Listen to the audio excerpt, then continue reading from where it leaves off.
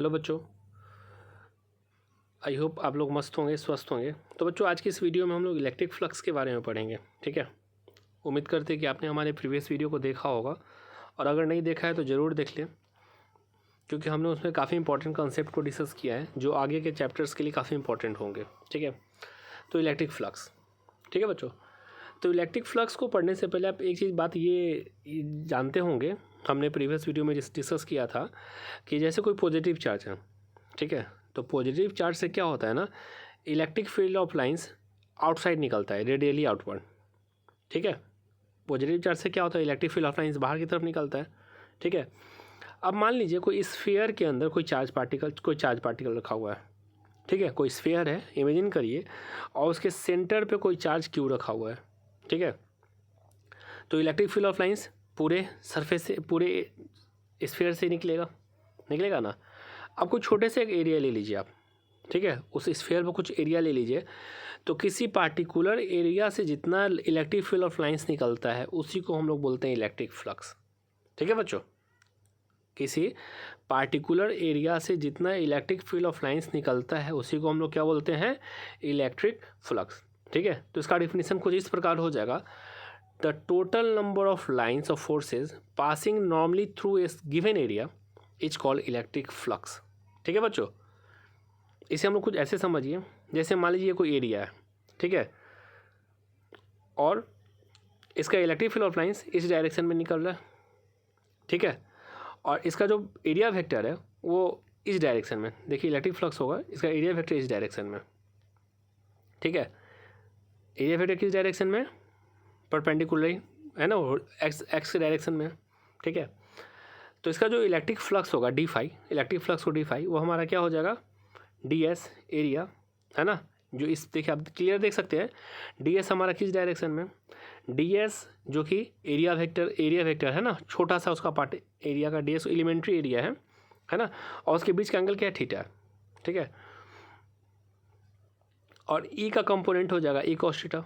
ठीक है, तो फ्लक्स जो होगा हमारा क्या हो जाएगा, D S into E cos theta, D S into E cos theta. देखिए हमने डिफिनीशन में पढ़ा था, टोटल इलेक्ट्रिक फ्लक्स है ना, टोटल मतलब जो इलेक्ट्रिक फ्लक्स जो होता है वो total number of line of forces passing normally, है ना, तो ये तो कोई एंगल थीटा बना रहा था ना, तो नॉर्मली के लिए क्या किए हम लोगों ने, उसका कंपोनेंट ले लिया, है ना, तो इलेक्ट्रिक फ्लक्स से हो जाएगा D S into E cos theta.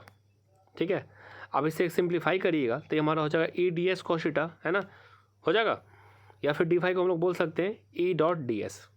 क्या हो जाएगा, ई डॉट डी एस। बच्चों आप एक बार ध्यान अच्छा देख सकते हैं कि ये डॉट प्रोडक्ट है, मतलब इलेक्ट्रिक फ्लक्स जो है हमारा एक स्केलर क्वांटिटी होगा, है ना, इलेक्ट्रिक फ्लक्स क्या होगा, एक स्केलर क्वांटिटी होगा।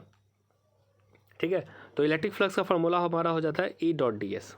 ठीक है, in a uniform electric field electric flux through a plane surface, है ना, ऑफ एरिया एस, क्या हो जाएगा हमारा, phi equal to E dot, मतलब इंटीग्रल ऑफ डी फाई।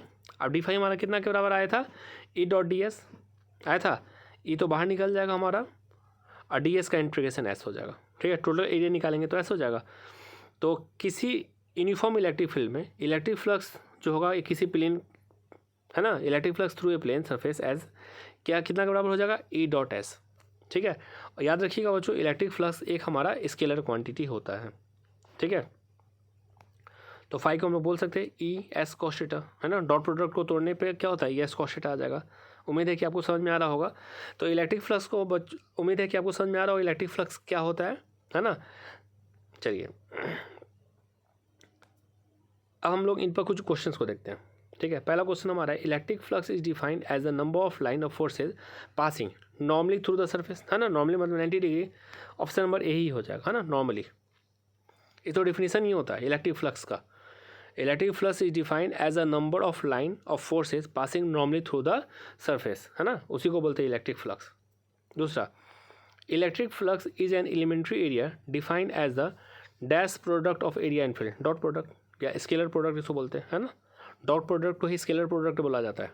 ठीक है, और क्रॉस प्रोडक्ट को वेक्टर प्रोडक्ट बोला जाता है। ठीक है, तो यहाँ इलेक्ट्रिक फ्लक्स जो होता है एलिमेंट्री एरिया और एरिया वेक्टर, है ना, फील्ड का एलिमेंट्री एरिया और फील्ड का क्या होता है, डॉट प्रोडक्ट होता है, मतलब स्केलर प्रोडक्ट होता है। उम्मीद है कि आपको समझ में आ गया होगा। तो बच्चों आज के लिए इतना ही। नेक्स्ट वीडियो में हम लोग नेक्स्ट टॉपिक को डिस्कस करेंगे।